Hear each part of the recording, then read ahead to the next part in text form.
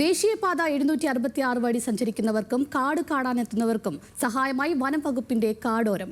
കല്ലൂർ 67-ൽ ദേശീയപാതയോരത്താണ് കാടോരം വിശ്രമ കേന്ദ്രം പ്രവർത്തനം ആരംഭിച്ചിരിക്കുന്നത്. യാത്രക്കാർക്ക് വിശ്രമിക്കാനും ഭക്ഷണം കഴിക്കാനും വാഹനം പാർക്ക് ചെയ്യാനും അടക്കമുള്ള സൗകര്യങ്ങളാണ് ഇവിടെ ഒരുക്കിയിരിക്കുന്നത്. വിവാഹ ആവശ്യങ്ങൾക്കും കാടോരം വിശ്രമ കേന്ദ്രം വിട്ടു നൽകാനാണ് വനം വകുപ്പിന്റെ തീരുമാനം. ദേശീയപാത 766 ചേർന്ന് കല്ലൂർ 67-ലാണ് വനംവകുപ്പ് യാത്രക്കാർക്കായി കാടോരം വിശ്രമ കേന്ദ്രം വീണ്ടും തുറന്ന് പ്രവർത്തനം ആരംഭിച്ചിരിക്കുന്നത്. സഞ്ചാരികൾക്ക് വിശ്രമിക്കുന്നതിനും ശുചിത്വം ഉറപ്പുവരുത്തുന്നതിനുമായി 2023 മേയിലാണ് കാടോരം ആരംഭിച്ചത്.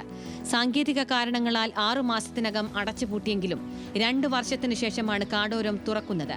ലഘുഭക്ഷണം, കുടിവെള്ളം, ഭക്ഷണം കഴിക്കാനുള്ള സൗകര്യം, പേ പാർക്കിംഗ്, യാത്രക്കാർക്ക് വിശ്രമിക്കാനുള്ള സൗകര്യവും ശുചിമുറി അടക്കമുള്ള സൗകര്യങ്ങളുമാണ് ഇവിടെ ഒരുക്കിയിരിക്കുന്നത്. വൈഫൈ, ഫോൺ ചാർജ് അടക്കമുള്ള സൗകര്യങ്ങളും ഇവിടെ വൈകാതെ ഒരുക്കും. ദേശീയപാത 766 വഴി കാട് കടന്ന് ജില്ലയിലേക്ക് എത്തുന്നവർക്കും കാട് കാണാനെത്തുന്നവർക്കും ഇത് ഏറെ ഉപകാരപ്രദമാകും. യാത്രക്കാരും വിനോദസഞ്ചാരികളുമായിട്ടുള്ള ആളുകൾക്ക് ഭക്ഷണം കഴിക്കാനും വിശ്രമിക്കാനും ടോയ്ലറ്റ് സൗകര്യം, കുടിവെള്ള സൗകര്യങ്ങളുണ്ട്, ടീ, കോഫി, സ്നാക്സ്, ചെറിയ ലഘുകടികൾ പോലെയുള്ള ചെറിയ രീതിയിലുള്ള സംവിധാനങ്ങൾ ഒരുക്കിയിട്ടുണ്ട്.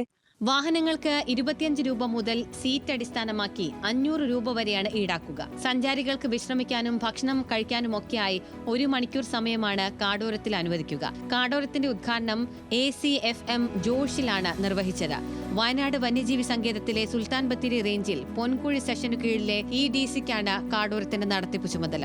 വിവാഹ ആവശ്യങ്ങൾക്കും കാടോരത്തിൽ സൗകര്യം നൽകാനാണ് വനം വകുപ്പിന്റെ തീരുമാനം. ന്യൂസ് മലയാളം, വയനാട്.